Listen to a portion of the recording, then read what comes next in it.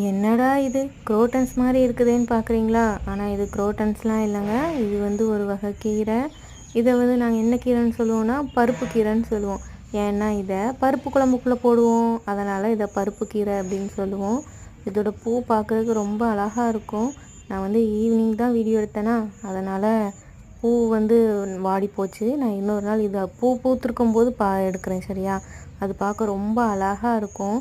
இது வந்து சின்ன கொப்பு வச்சாலே வந்துடும். இதோட விதை இருக்குல்ல, இது இப்படி நல்லா முத்துனதுக்கப்புறம் அதுவே வெடித்து விதை பரவும். ஆனால் நான் என்ன பண்ணுவேன்னா, நல்லா முத்திருச்சு அப்படின்னா அதை அப்படியே போட்டு லைட்டாக அமுக்குனாலே போதும், விதை வெளியில் வந்துடும். எவ்வளோ விதை இருக்குது பார்த்தீங்களா? கார்டன் போனாலே எனக்கு இதான் வேலை. அப்படி இப்படி தூவி விட்டுருவேன். அங்கங்கே சின்ன சின்ன செடியாக முளைச்சிட்டே இருக்கும். நல்லாயிருக்கும். அதை அமுக்கும்போது நிறைய விதை வரும்.